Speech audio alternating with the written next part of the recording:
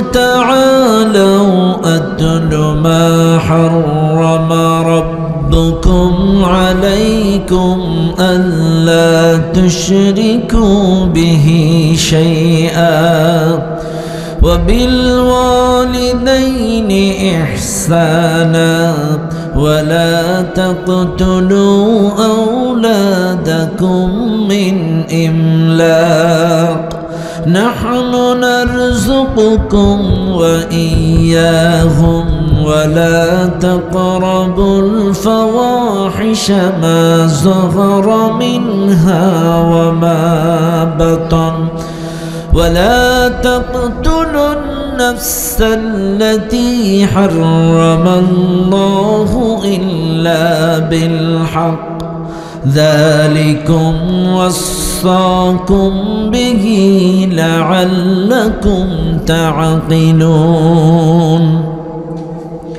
وقال تعالى إن الله وملائكته يصلون على النبي يا أيها الذين آمنوا صلوا عليه وسلموا تسليما درود إبراهيم اللهم صل على محمد وعلى آل محمد كما صليت على إبراهيم وعلى آل إبراهيم إنك حميد مجيد اللهم بارك على محمد وعلى آل محمد كما باركت على إبراهيم وعلى آل إبراهيم إنك حميد مجيد الحمد لله ثم الحمد لله নলকুড়া দারুল কোরআন হাফিজিয়া মাদ্রাসা ও গ্রামবাসীর উদ্যোগে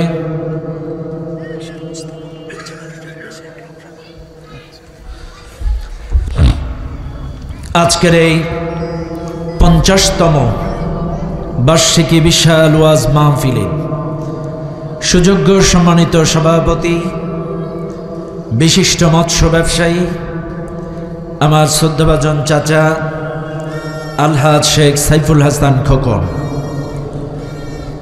আজকের মাহফিলের সম্মানিত প্রধান অতিথি বিশিষ্ট সমাজসেবক জনাব ডাক্তার আবুল কালাম বাবলা সাহেব, আজকের মাহফিলের প্রধান মেহমান অসংখ্য প্রতিষ্ঠানের প্রতিষ্ঠাতা, বাংলাদেশে প্রতিষ্ঠান জগতের উজ্জ্বল নক্ষত্র, সুনামধন্য প্রতিষ্ঠান তামিরুল মিল্লাত কামিল মাদ্রাসা টুঙ্গী শাখার সম্মানিত সাবেক আরবি প্রভাষক মাওলানা জাফর আহমদ মজুমদার সাহেব, প্রধান আকর্ষণ হিসেবে মনোমুগ্ধকর কোরআনুল কারীম থেকে তেলাওয়াত এবং আলোচনা করে আপনাদেরকে মুগ্ধ করবেন বিশ্বজয়ী হাফেজে কোরআন হাফেজ নাজমুস সাকিব। আলহামদুলিল্লাহ, উনি আমাদের মধ্যে এসে গিয়েছেন। আলোচনা করেছেন আমার আগে ছোট ভাই মাওলানা EM মারুফ হোসাইন, আলোচনা করেছেন আমাদের মসজিদের সম্মানিত ইমাম ও খতিব, দীর্ঘ 20-25 বৎসরের ইমাম আলহামদুলিল্লাহ হাফেজ মাওলানা মুস্তাফিজুর রহমান। আজকের মাহফিলের মঞ্চে আমার ডানে বামে বসা আমার শ্রদ্ধাভাজন অন্যান্য মুরব্বিয়ান ইকরাম, অ্যাডভোকেট সিরাজুল ইসলাম চাচা সহ আরও যারা আছেন, সামনে ডানে বামে সকলকেই সুন্নাত তরিকা অনুযায়ী সালাম জানাই। আসসালামু আলাইকুম ওয়া রাহমাতুল্লাহি ওয়া বারাকাতুহু। সর্বপ্রথম শুকরিয়া আদায় করি সেই আল্লাহ সুবহানাহু ওয়া তাআলার দরবারে, যেই আল্লাহ তাআলা আপনাকে আমাকে অত্যন্ত দয়া করে মায়া করে এই কুরআনুল কারীমের মাহফিলে জান্নাতি বাগানে আসার এবং বসার তৌফিক দিয়েছেন, যিনি সে মহান মালিকের দরবারে প্রাণ খুলে সমস্বরে সমবেত আওয়াজে সমবেত চেষ্টায় জীবনের শ্রেষ্ঠ শুকরিয়ার ঝান্ডাটা আল্লাহ তাআলার আরশ আজিমে পৌঁছায় দেয়। চিৎকার মেরে বলুন আলহামদুলিল্লাহ। আরেকটু জোরে বলুন আলহামদুলিল্লাহ। দুরূদ ও সালাম পাঠ করি সে মহান মানবতার মুক্তির দূতের জন্য, যিনি আমার আপনার সকলের কিয়ামতের কঠিন মুসিবতের সময়ের একান্ত সুপারিশকারী প্রিয় নবী নবী মুহাম্মদুর রাসূলুল্লাহ। সবাই বলুন সাল্লাল্লাহু আলাইহি ওয়াসাল্লাম। মাগফিরাত কামনা করি সেই সকল ভাইদের জন্য যারা দ্বীনের জন্য, ইসলামের জন্য প্রাণ দিয়ে শহীদ হয়েছেন। আল্লাহ তাআলা তাদের সকলকেই জান্নাতুল ফিরদাউসের সর্বোচ্চ মর্যাদা দান করুন, বলেন আল্লাহুম্মা আমিন। আমাদের মুফতি সাইফুল ভাই, আপনি মঞ্চে এসে বসেন। আলেম ওলামা যারা আছেন আমাদের আশেপাশে, আপনারা মঞ্চে জায়গা আছে, আশেপাশে আমাদের বিভিন্ন মসজিদের ইমাম, খতিব, আলেম ওলামা যারা আছেন, আমি অনুগ্রহ করে অনুরোধ করব, সম্মানী ব্যক্তি যারা আপনারা আলেম ওলামা, জাতির শ্রেষ্ঠ সন্তান, আমাদের মঞ্চে পর্যাপ্ত পরিমাণ জায়গা আছে, আপনারা দয়া করে মঞ্চে এসে বসে যাবেন। আলেম ওলামা, ইমাম, খতিব, স্থানীয় আমাদের যারা আছেন আপনারা মঞ্চে এসে বসবেন। আলহামদুলিল্লাহ। আর কেউ আছেন নাকি? যদি আলেম ওলামা, ইমাম, খতিব, স্থানীয় ওলামা ইকরাম যারা আছেন আপনারা দয়া করে মঞ্চে এসে বসবেন। আলহামদুলিল্লাহ। সম্মানিত ভাইরা, দেখেন সত্য কথা বলতে আমরা কিন্তু আনুষ্ঠানিকতার কোনো কম করি না। দেখেন দীর্ঘদিন ধরে এই বাস্তবায়ন, গ্রামবাসী আমাদের ছেলেরা অক্লান্ত পরিশ্রম করে এত সুন্দর একটা বাগান সাজালো, অথচ দুঃখজনক হলেও সত্য নলকোড়ার মানুষ মনে হয় 3 ভাগের 1 ভাগও নাই। খুবই বেদনাদায়ক। হ্যাঁ, আরো কম। এটা খুবই নেক্কারজনক। কাজী অনেকে দাঁড়িয়ে আছেন, অনুগ্রহপূর্বক আপনারা বসে যান। আসেন, আমি কিছু কথা বলবো, তারপরে জাফর মজুমদার ভাই তিনি স্বাগত কিছু কথা বলবেন, তারপরে আপনাদের কাঙ্ক্ষিত সে মেহমান বিশ্বজয়ী হাফেজ, যার তেলাওয়াত আপনারা ইউটিউবে, সোশ্যাল মিডিয়ায় শুনে থাকেন, আজকে আপনাদেরকে মন ভরে কোরআন শোনাবেন ইনশাআল্লাহ। সবাই বসে যান। সম্মানিত ভাইরা, আমি আপনাদের সামনে একটি আয়াত তেলাওয়াত করেছি। সূরাটির নাম সূরাতুল আনআম। কোন সূরা? একটু কথা বলবেন, সবাই বলেন কোন সূরা? আনআম। এই সূরাটা নাজিল হয়েছে মক্কায়। সূরাটির মোট আয়াত সংখ্যা 165, রুকু সংখ্যা 20। এই সূরাটার 151 নম্বর আয়াত আমি আপনাদের সামনে তেলাওয়াত করেছি। 151 নম্বর আয়াত আমি আপনাদের সামনে তেলাওয়াত করেছি। আল্লাহ সুবহানাহু ওয়া তাআলা এই সূরাটি নাজিল করলেন কোন সময়? সেই সময়টা ছিল অন্ধকার যুগ, আইয়ামে জাহিলিয়াতের যুগ। অর্থাৎ জাহিলিয়াতের যুগ মানে কি? সে সময় কি সূর্য উঠত না, চন্দ্র উঠত না? হ্যাঁ উঠত, চন্দ্র উঠত, সূর্য উঠত, কিন্তু ওই যুগটাকে অন্ধকার যুগ বলা হতো কেন? একটি কারণ, কারণ ওই যুগটা ছিল জ্ঞানহীনতার যুগ, অজ্ঞতার যুগ, মূর্খতার যুগ। সেই যুগে যেই টাইমে এই সূরাটা নাজিল হয়েছে, ওই যুগের মানুষগুলো তাদের বাচ্চাগুলো দারিদ্র্যের ভয়ে হত্যা করত। চিন্তা করত কি খাওয়াইয়া মানুষ করব, আগের থেকে হত্যা করত। 2টা 3টা 4টা বাচ্চা কেমনে মানুষ করব, হত্যা করে ফেলত। আশ্চর্য হয়ে যাবেন, আমাদের দেশেও অনেক নামাজি বেনামাজি, অনেক জ্ঞানী গুণী মানুষ এগুলো করে, পরিকল্পিতভাবে তাদের সন্তানগুলো হত্যা করে। ভাইরে, যেই সন্তানটাকে আপনি নষ্ট করলেন, হত্যা করলেন, হইতে পারত ও এই ইউনিয়নের চেয়ারম্যান, হইতে পারত খাদ্য মন্ত্রণালয়ের সচিব, হইতে পারত সাতক্ষীরার সবচাইতে বড় মসজিদের ইমাম, কিন্তু আপনি তাকে নষ্ট করলেন, হত্যা করলেন। হ্যাঁ, আপনার যদি এমন হয় স্ত্রীর 2টা বাচ্চা আছে, ডাক্তার বলেছে পরবর্তী বাচ্চা যদি হয় মায়ের জীবন নাশকের হুমকি আছে, মায়ের বাঁচার কোনো আশঙ্কা নাই, আশা নাই। এমনটা যদি ডাক্তার বলে বা এমন রিস্কেবল হয়, তারপরেও আলেম ওলামার পরামর্শের ভিত্তিতে একটা কিছু করা যেতে পারে। অন্যথায় যদি স্বেচ্ছায় সজ্ঞানে আপনার বাচ্চাটাকে নষ্ট করেন, তাহলে কিয়ামতে হত্যার আসামি হিসেবে আসামির কাতারে কিয়ামতে দাঁড়ানো লাগবে। আল্লাহ বলছেন, নাহনু নারযুকুকুম ওয়া ইয়্যাহুম, তোমাদের সন্তানদের রিজিকের দায়িত্ব আমি আল্লাহর। কার দায়িত্ব? আল্লাহর। ওই সময়ের মানুষগুলো শিরকের মধ্যে লিপ্ত হতো। এই একটা ছেলে এই কয়েলটা নিচে নাও তো, এই কয়েলটা নিচে নাও, একটা কয়েল উপরে আছে, নিচে নাও। এই ভিতরেরটা মনে রাখবেন যে ওই সময়ের মানুষগুলো একে অপরকে অন্যায়ভাবে হত্যা করত। যেই সময়ে আয়াতটা নাজিল, এই সূরাটা নাজিল হয়েছে, ওই সময়ের মানুষগুলো অশ্লীল ব্যাপনার মধ্যে লিপ্ত হতো। আল্লাহ পাক এই সূরাটি একবারে তার নবীর কাছে নাজিল করে রাসূলুল্লাহকে বলে দিলেন, নবীজি তুমি এই আয়াতটা তোমার সাহাবাদেরকে ডেকে তেলাওয়াত করে শোনাও।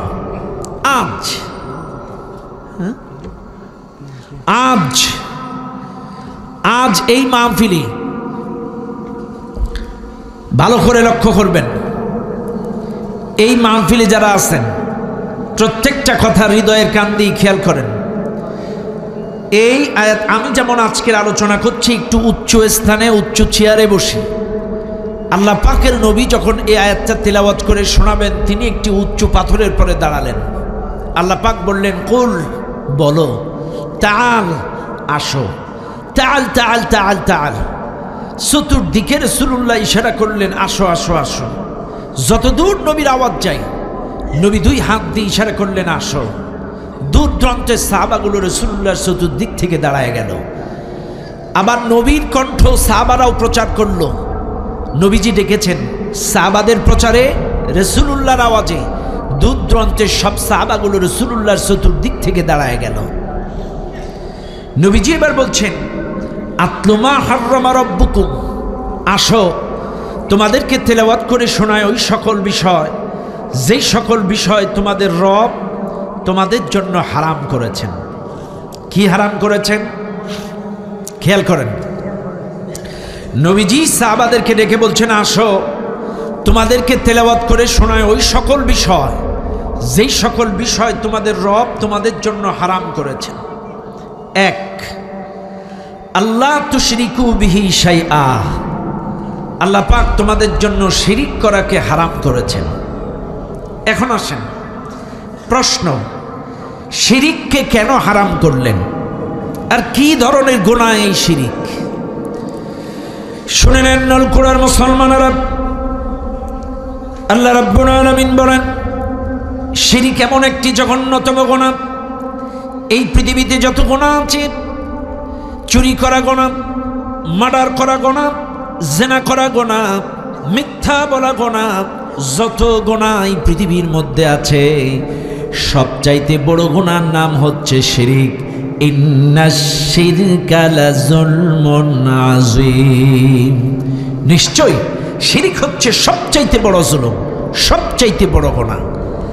শুধু বড় গুনাহ শেষ না, আল্লাহ পাক আরো বলেন, যত গুনাহ এই পৃথিবীতে আছে সব গুনাহ আমি আল্লাহ মাফ করে দেব। চুরি করার পরে তওবার মতো তওবা যদি কেউ করে, আমি আল্লাহ তাকে মাফ করে দেব। জিনা করার পরে তওবার মতো তওবা যদি করে, আমি মাফ করে দেব। মার্ডার করার পরে তওবার মতো তওবা যদি করে, আমি আল্লাহ মাফ করে দেব। কিন্তু কোন বান্দা যদি আমি আল্লাহর সঙ্গে শিরিক করে, এই শিরকের গুনাহ আমি আল্লাহ কাউকে মাফ করব না। ইন্নাল্লাহা লা ইয়াগফিরু আন ইউশরাকা বিহি ওয়া ইয়াগফিরু মা দুনা যালিকা লিমান ইয়াশা। আল্লাহ পাক বলেন, অন্যান্য গুনাহ আমি আল্লাহ যাকে ইচ্ছা তাকে মাফ করে দেব, কিন্তু আমার সঙ্গে শিরিক করার গুনাহ আমি কাউকে ক্ষমা করব না, কাউকে মাফ করব না। শুধু এখানেই শেষ নয়, শিরিক এত জঘন্যতম গুনাহ, এই দুনিয়ার কোনো মানুষ 50 বছর নামাজ পড়েছে, রোজা করেছে, হজ করেছে, যাকাত দিয়েছে, 50 বছর তাসবিহ তাহলিল ইবাদত বন্দেগী করেছে, 50 বছর নামাজ রোজা করার পরে অভাবে হোক আর স্বভাবে হোক বাই চান্স যদি চুরি করে ফেলে, চুরি করার কারণে তার জিন্দেগির পেছনে সমস্ত গুনাহগুলো, নেক আমলগুলো নষ্ট হয়ে যায় না, চুরি করার কারণে তার পেছনের ইবাদত বন্দেগী নষ্ট হয়ে যায় না। কিন্তু আল্লাহ বলেন লা ইন আশরাকতা লা ইয়াহবাতান্না আমালুকা ওয়া লা তাকুনান্না মিনাল খাসিরিন। শিরক যদি কেউ করে তার জীবনের সব আমল বরবাদ, সব শেষ। 50 বছর নামাজ রোজা তাসবিহ তাহলিল করছেন, সব শেষ। 70 বছর নামাজ রোজা তাসবিহ তাহলিল করছেন, সব শেষ। শুধু শেষ না, মান ইউশরিক বিল্লাহ ফাকাদ হারামাল্লাহু আলাইহিল জান্নাহ ওয়া মাওয়াহুন নার। শিরক যদি কেউ করে তার জন্য জান্নাত হারাম, তার আবাসস্থল হবে জাহান্নাম। শিরক করলে তার জন্য জান্নাত হারাম এবং তার আবাসস্থল হবে জাহান্নাম। শুধু এটাই নাই, আল্লাহর নবী বলেন ইয়াতি আলান নাস জামানুন ইয়াজতামিউনা ফিল মাসাজিদ ওয়া লাইসা ফীহিম মুমিন। রাসূল বলেন শেষ জামানার মানুষগুলো মসজিদে যাবে, জমা হবে, জিকির করবে, নামাজ পড়বে, কিন্তু ওয়া লাইসা ফীহিম মুমিন, এদের মধ্যে মুমিন খুঁজে পাওয়া যাবে না। মুমিন খুঁজে পাওয়া যাবে না? কি ধরনের কথা? ওয়ামা কানা ইউমিনু আকসারুহুম বিল্লাহি ইল্লা ওয়াহুম মুশরিকুন। এরা অধিকাংশ ঈমান আনার পরেও মুশরিক থাকবে। এবার বলবেন হুজুর বুঝায় এখন ঈমান আনার পরে আবার মানুষ মুশরিক হয় কেমনে? হ্যাঁ, ঈমান আনার পরেও মানুষ মুশরিক থাকবে এই কারণেই, কারণ এরা নামাজ পড়ে মসজিদে, জিকির করে মসজিদে, কোরআন পড়ে মসজিদে, তাহাজ্জুদ পড়ে মসজিদে, আর যখন বাচ্চা কাচ্চা, চাকরি বাকরি, ব্যবসা বাণিজ্য লস, তখন মোরগ ছাগল গরু নিয়ে বাবার দরবারে। এই যে সামনে ইলেকশন, দেখবেন কিছু কিছু মানুষ আছে বাবা শাহজালালের দরগা থেকে শুরু করে। এ কথা কন না কেন? কথা কন ঠিক না বেঠিক? নির্বাচনের সময় বাবা শাহজালালের দরগা থেকে শুরু করে নির্বাচনী কার্যক্রম। আরে বাবা শাহজালাল কি চেয়ার নিয়ে বসে আছে নাকি? আশ্চর্য হয়ে যাবেন। তাইলে এরা নামাজ পড়ে মসজিদে, জিকির করে মসজিদে, কোরআন পড়ে মসজিদে, সব মসজিদে, আর কিছু দরকার হলে বাবার দরবারে। এই জন্য কোরআন বলছে ওরা ঈমান আনার পরেও মুশরিক থাকবে। আমাদের এই যে রাফসা দরগার এখানে একটা কি দরবার, মাই সম্পাদ দরগা, বেয়াদবি নিবেন না আমার, যদিও মসজিদ কমিটি বা এলাকাবাসী এর সাথে ইনভলভ নাই, তারা চায় না এখানে শিরিক হোক, কিন্তু আমাদের গ্রামের আঞ্চলিক পর্যায়ের প্রত্যন্ত অঞ্চলের এমন অনেকও সাধারণ মানুষ আছে এখনো পর্যন্ত ওই জায়গায় যে কি বলে শুক্রবারে এটা ওইটা, ছাগল গরু পানি এটা ওইটা আবল তাবল শিরকের মধ্যে লিপ্ত। একটা গ্রুপ চাইছিল আমাদের লাফসা কি বলে থানাঘাটা দরগাতেও শিরকের কারখানা করবে, কিন্তু আল্লাহর ইচ্ছায় কারখানাটা বাস্তবায়ন করতে পারিনি। হ্যাঁ, বুঝে নাই?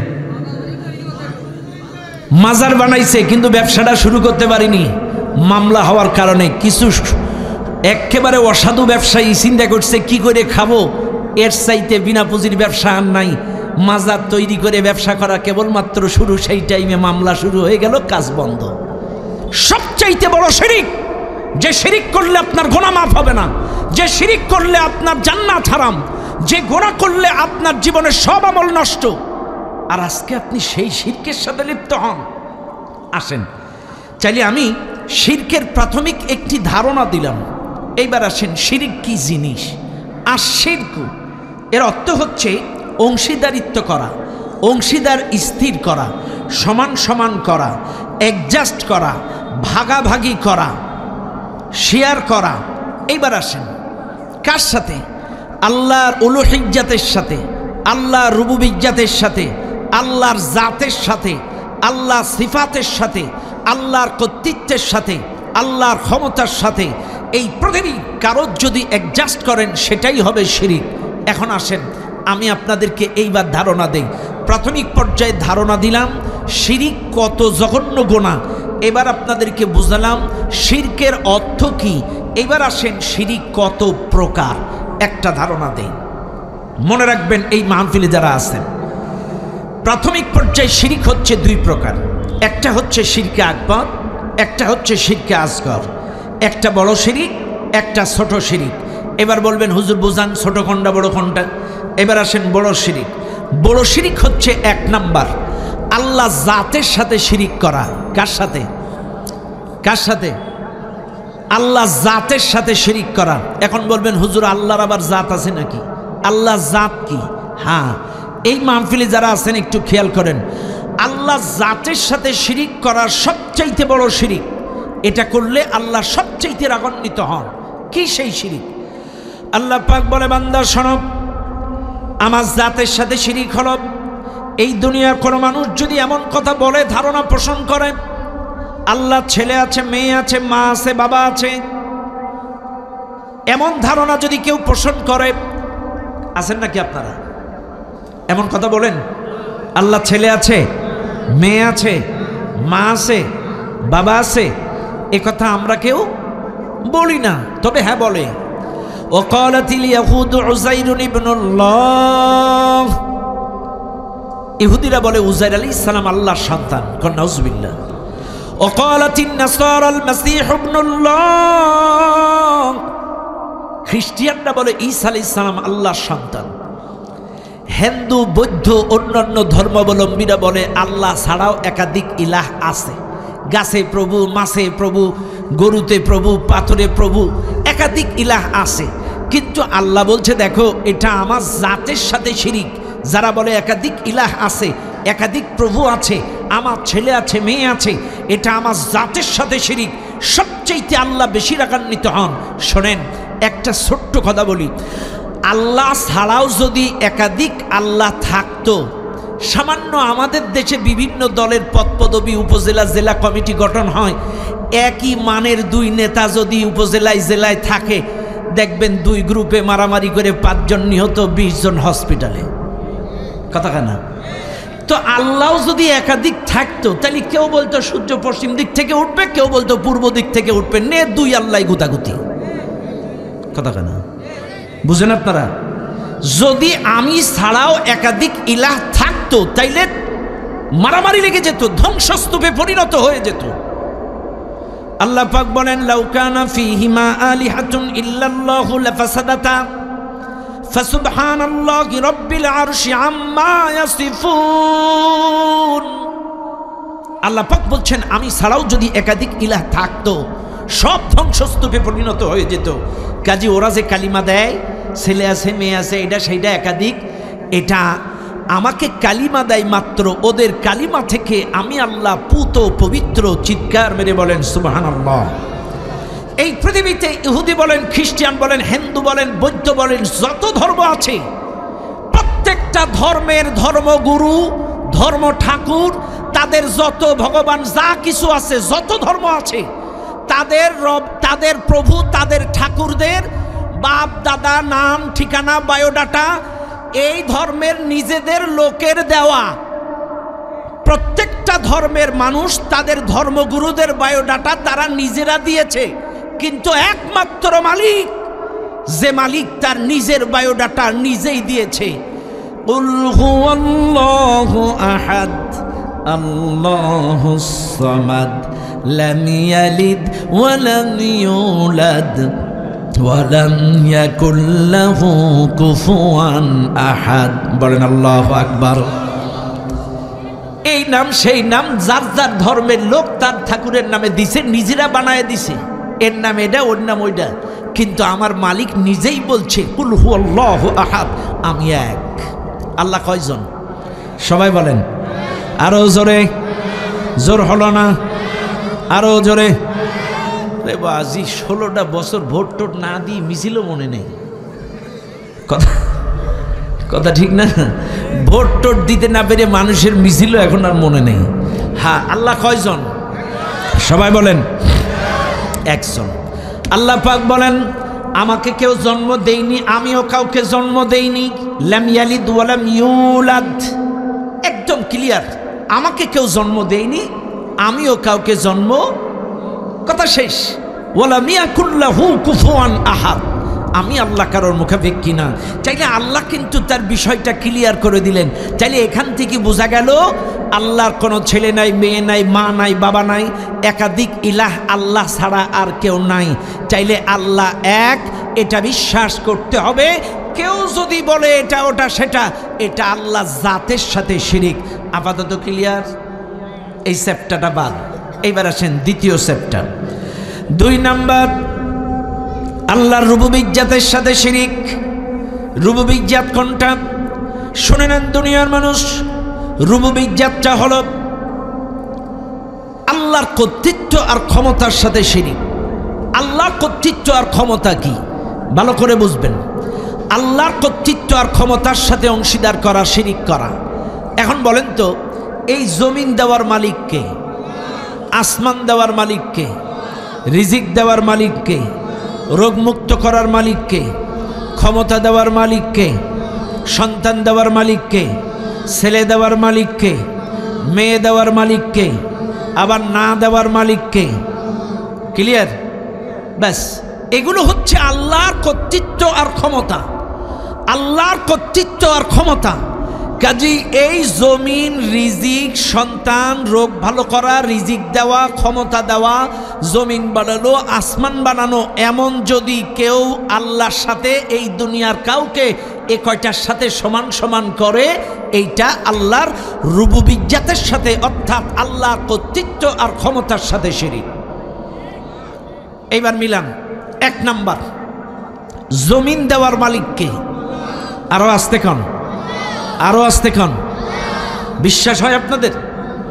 হয় না, হয় না, ওরে হয় না। হয়?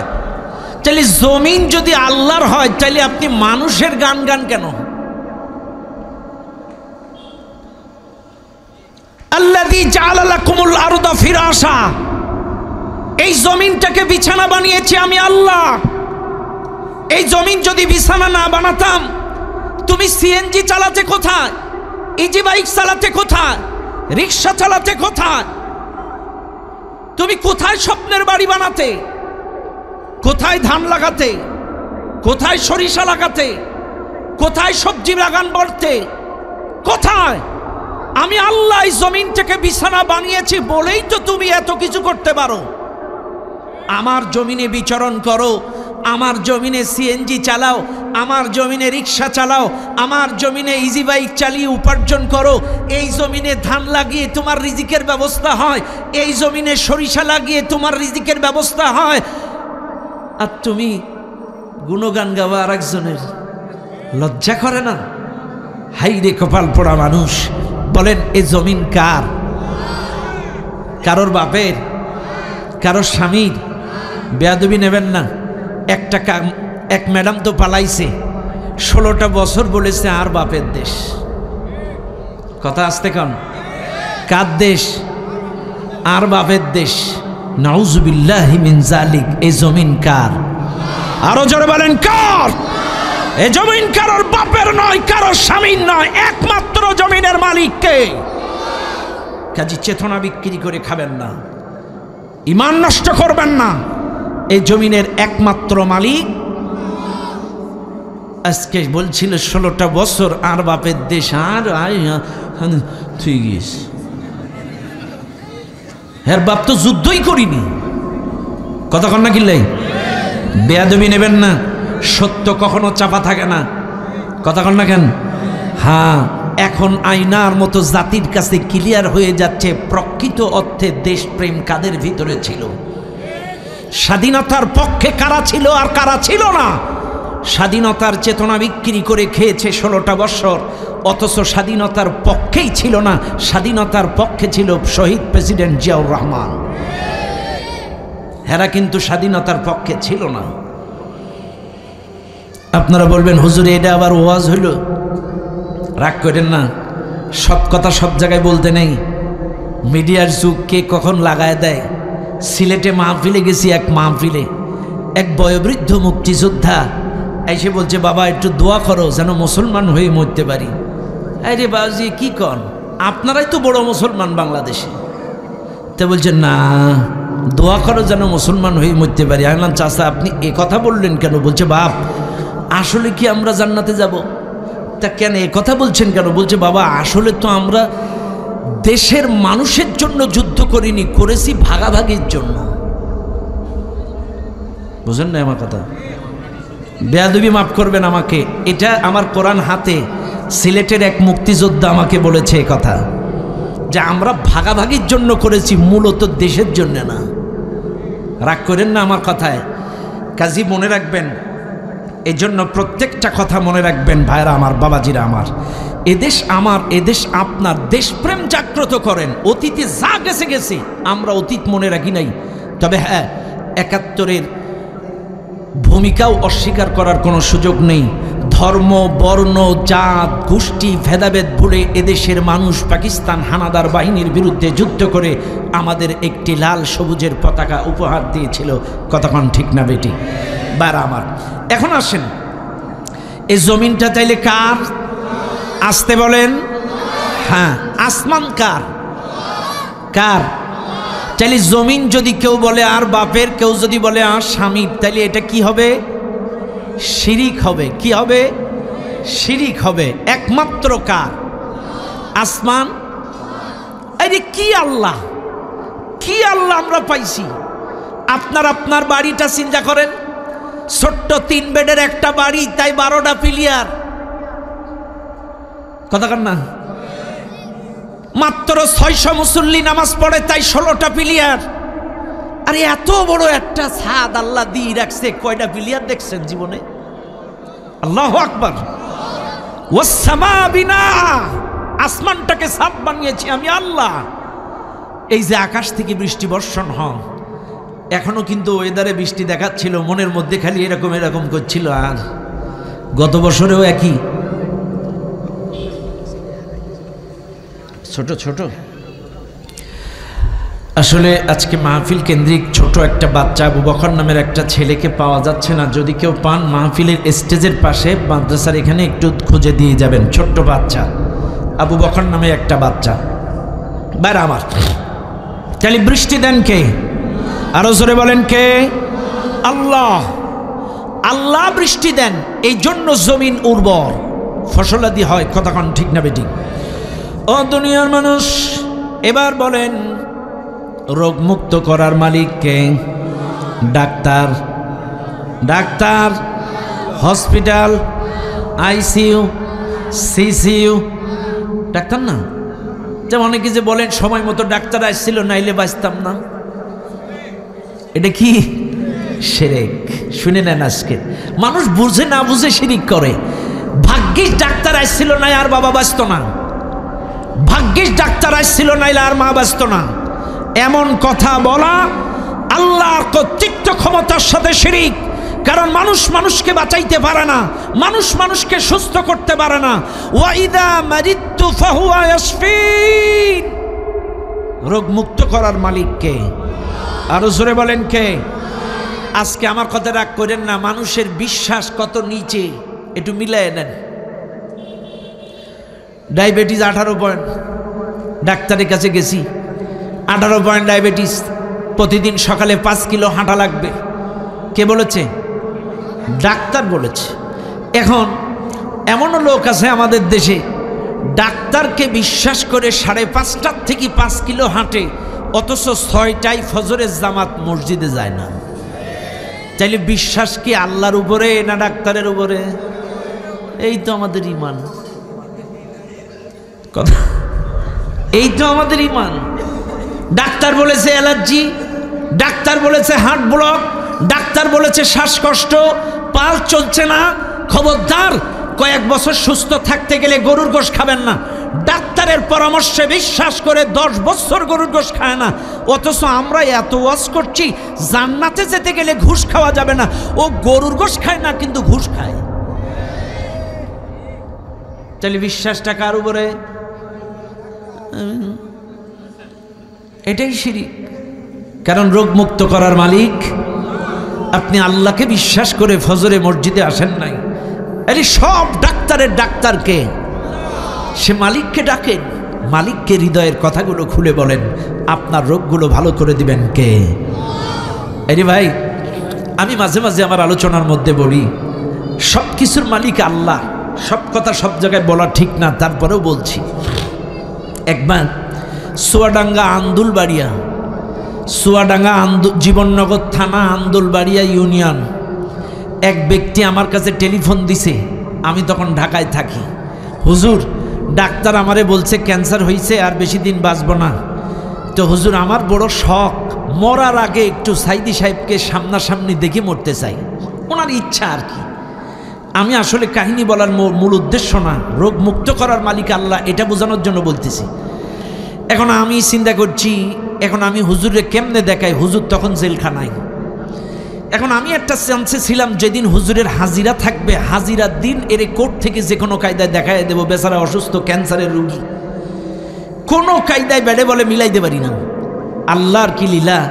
সাইদি সাহেব হুজুরের বড় ছেলে রফিক বিন সাইদি মারা গেছে। সংবাদ পেলাম উনি প্যারোলে মুক্তি পেয়ে আল্লামা হুজুর মতিঝিল স্কুল ময়দানে হুজুরের ছেলের জানাজা পড়াবে, কিছুক্ষণের জন্য মুক্তিতে এসে জানাজা পড়াবে। আমি ওই চুয়াডাঙ্গার লোকটারে ফোন করলাম রাতের বেলায়, বাইরে আপনি যদি হুজুরকে দেখতে চান, চান্স একটা পাইছি, হুজুরের ছেলে মারা গেছে, হুজুর প্যারোলে মুক্তি পেয়ে জানাজা পড়াবে, আপনি তাড়াতাড়ি এসে ফাঁস কাতার দখল করেন। ও লোক রাতারাতি ঢাকায় চলে আসছে। ঠিক মতিঝিল যেই জায়গায় জানাজা পড়াবে, ফাঁস কাতার জানাজায় বসে গিয়েছে। পরের দিন আসরে জানাজা, হুজুর এসে জানাজা পড়াইছে, কথা বলছে, হুজুরকে সামনে থেকে দেখছে, দোয়া চাইছে। আলহামদুলিল্লাহ, সব কিছুর মালিক আল্লাহ। আমি আবারও বলছি, আমি কারোর গুণাবলী বলার জন্য নয়, এই লোকটা এখনো বেঁচে আছে, এখনো বেঁচে আছে চুয়াডাঙ্গার এই লোকটা। বাঁচানোর মালিককে। অথচ ডাক্তার সময় দিছিল কয় মাস? 6 মাস। বাঁচানোর মালিক আল্লাহ। তাহলে রোগ মুক্ত করার মালিককে, এটা বিশ্বাস আছে আপনাদের? আছে আছে আছে। এরপরে আসেন ক্ষমতা দেওয়ার মালিককে। আরো জোরে। ইন্ডিয়া, আমেরিকা, ইসরায়েল, না কেটা কইছে? মামুরাই। জনগণ, এই যে সামনে ইলেকশন, এমন অনেক নেতা এখন বাড়াইছে, আমার বাবাজিন, আমার সকল ক্ষমতার উৎস জনগণ। নাউজুবিল্লাহ বলবেন না? সকল ক্ষমতার মালিককে জনগণ। জনগণ সকল ক্ষমতার মালিক। কুলিল্লাহুম্মা মালিকাল মুলক তুতিল মুলকা মান তাশা ওয়া তানজিউল মুলকা মিম্মান তাশা। সমস্ত ক্ষমতার মালিক আমি আল্লাহ। যাকে ইচ্ছা তাকে ক্ষমতা দেই, যাকে ইচ্ছা ক্ষমতার থেকে চাইলে। ক্ষমতার মালিক আমেরিকা, ইন্ডিয়া, কারা? শোনেন, বেয়াদবি মাফ করবেন, ক্ষমতার মালিক আল্লাহ। যে আল্লাহ আমাদের ম্যাডামকে 16টা বছর ক্ষমতা দিছিল, এ ম্যাডাম যদি মোদিকে না ডেকে আল্লাহকে ডাকতো, আরো কিছুদিন ক্ষমতা পাইতো। তবে ডাকছে কার? রাগ করেন না আপনারা, এটা আমার বক্তব্য না। এই গত পরশুদিন নাটোরে আমার মাহফিল ছিল। নাটোরের সাবেক মন্ত্রী কি দুলু মন্ত্রী, দুলু, ওইটার নাম, হ্যাঁ, রুহুল কুদ্দুস তালুকদার দুলু। দুলু ভাই বলছে ও যদি আল্লাহরে দেখতে হইতো, কিন্তু ও ইয়া মুদি কইছে, যার কারণে চেয়ারটা রাখতে পারে নাই। চেয়ার দেওয়ার মালিক এই রুহুল কুদ্দুস তালুকদার দুলু ভাই। এই কথাটা পরশুদিন আমার মাহফিলে নাটোরের মাঠে এই কথা বলছে। কাজী চেয়ার দেওয়ার মালিক কে? আরো জোরে, আরো জোরে, আল্লাহ। কারণ মানুষ মানুষকে চেয়ার দিতে পারে না। আজকে আপনারা সিরিয়ার দিকে তাকান। সিরিয়ার স্বৈরা শাসক বাশার আল আসাদ 24 বছর স্বৈরা শাসক চালালো। এরপরে অভ্যুত্থানের মুখে পড়ে পালাতে হলো। যদি আমেরিকায় চেয়ারের মালিক হবে, চাইলে বাশার আল আসাদের চেয়ারটা ঠেকাইতে পারেনি কেন? কথা কন না গেলে, চেয়ারের মালিক যদি আমেরিকা হবে, আফগানিস্তানের স্বৈরা শাসক আশরাফ আল গনি 20 বছর স্বৈরা শাসন চালানোর পরে পালিয়ে গিয়েছিল। তালেবানদের অভ্যুত্থানের মুখে পড়ে আশরাফ আল গনি পালিয়ে গিয়েছিল। কেন আমেরিকা ঠেকাইতে পারিনি? আশরাফ আল গনিও ছিল আমেরিকার কাঠের পুতুল, আবার বাশার আল আসাদও ছিল আমেরিকার কাঠের পুতুল, তারা কিন্তু চেয়ারটা বাজাইতে পারে নাই। 16 বছর আমাদের ম্যাডাম থাকার পরেও যদি মামুরাই চেয়ারের মালিক হবে, ঠেকাইতে পারল না কেন? 41 সাল পর্যন্ত কইছিল এই চেয়ার 41 সালের মধ্যে কেউ নাড়াইতে পারবে না। আরে আল্লাহর মায়ের কথা কন না কেন? দুনিয়ার বাইর কথা কন, ঠিক না বেঠিক? বেয়াদবি মাফ করবেন না। মনের কষ্টে কথাগুলো বলি, মনের কষ্টে কথাগুলো বলি। ভুলিনি নির্যাতন জুলুমের কথা। আগরদাড়িতে জানাজা পড়তে গেছি, জানাজা থেকে আসার পথে গ্রেফতার। অপরাধ একটাই, জানাজা পড়তে গেছিস কেন?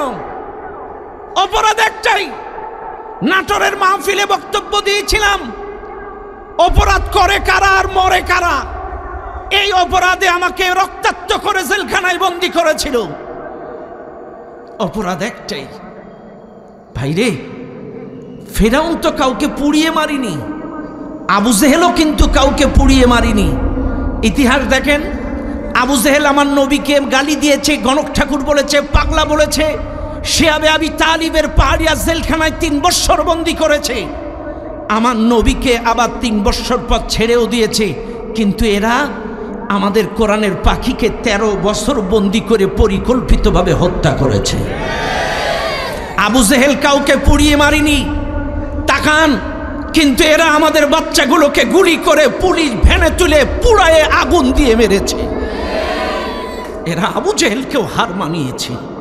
আল্লাহর গজব এমনি এমনি আসেনি, কথা কন ঠিক না বেটি? তাকান বাংলাদেশের দিকে, মুফতি হারুন ইসার, আল্লামা মামুনুল হক, জুনায়েদ বাবুনগরী, আল্লামা সাইদি, রফিকুল ইসলাম মাদানী, আমির হামজা, মুহাদ্দিস আব্দুল খালেক, এরকম অসংখ্য আলেম দিনের পর দিন জেলখানায় রাত কাটিয়েছে। অসংখ্য ইসলামী আন্দোলনের ভাইয়েরা, এই যে দুলু ভাই যখন বক্তব্য দিচ্ছিল নাটোরে, বিএমপির যে রুহুল কুদ্দুস তালুকদার দুলু ভাই বলছে আম নামে 148টা মামলা। কটা? 148টা মামলা। ভাই রে, আল্লাহর গজব এমনে এমনে আসে নাই, কথা কন ঠিক না বেটি? কাজী ক্ষমতা চিরস্থায়ী নয়।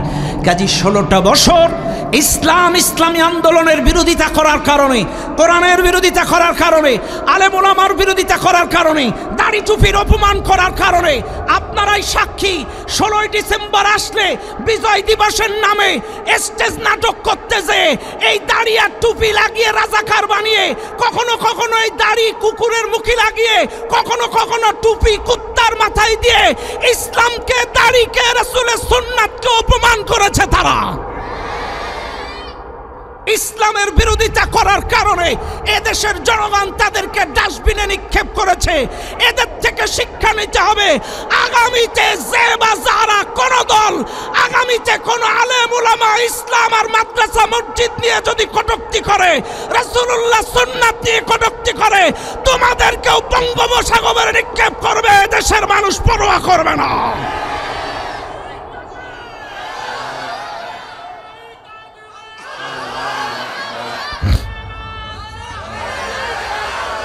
কথা বলেন ঠিক না বেঠিক? কাজী বলবো ইসলামের বিরোধিতা করবেন না, মাদ্রাসার বিরোধিতা করবেন না। এরা বলতো মাদ্রাসায় জঙ্গি ট্রেনিং হয়, মাদ্রাসায় কোরআন পড়ানো হয় না। জঙ্গি নাটক, 2টো নাটকের উপরে টিকেছিল, একটা জঙ্গি একটা রাজাকার। কথা কানা জঙ্গি নাটক 16টা বছর। এখন বলেন ক্ষমতা কই?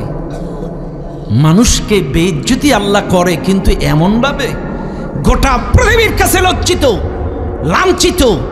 তাকায় দেখেন পেপার পত্রিকায় গোটা পৃথিবী আয়নাঘর দেখতেছে, গোটা পৃথিবী আয়নাঘরের নির্যাতনের ফুটেজ দেখতেছে, গোটা পৃথিবী তার পরিবারের সদস্যদের দুর্নীতির বাস্তব চিত্র মিডিয়ার মাধ্যমে দেখছে।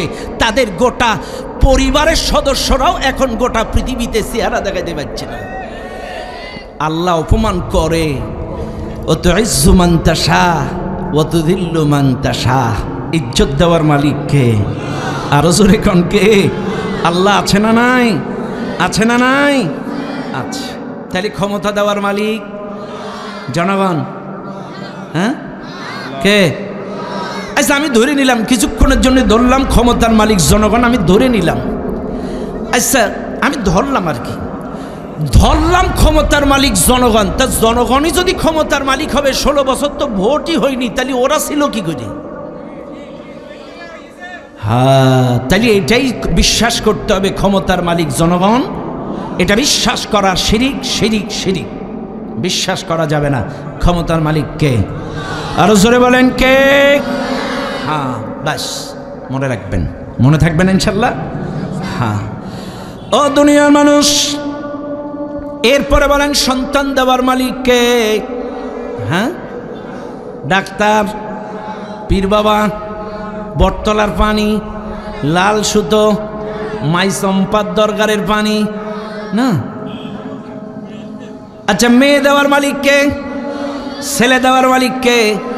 অনেকে বলে বউ যদি 2-3টা মেয়ে হয় এটা বউর হাত। 1, 2, 3টে মেয়ে, আবারও ছেলের আশায় প্রেগনেন্ট, স্বামী হুমকি দিল, এবার যদি মেয়ে হয় তুই তালাক, তোর মা তালাক, তোর 14 গোষ্ঠী তালাক, হুমকি দেন। অথচ আল্লাহ বলে ইয়াহাবুলি মাইয়াশাউ ইনাসা, আমি আল্লাহ যাকে ইচ্ছা তাকে মেয়ে দেই। সুবহানাল্লাহ। খান আরো জোরে খান, আরো জোরে খান। আমি আল্লাহ যাকে ইচ্ছা তাকে মেয়ে দেই। ওয়া ইয়াহাবুলি মাইয়াশাউ যুকুর, আমি আল্লাহ যাকে ইচ্ছা তাকে ছেলে দেই। সুবহানাল্লাহ। ছেলে দেওয়ার মালিক কে? মেয়ে দেওয়ার মালিক মানুষ। মানুষ কারোর হাত আছে? নাই, নাই। আর কথা বলি, আর কথাই বলি, আর তারা গ্রামের মানুষ, আর গ্রাম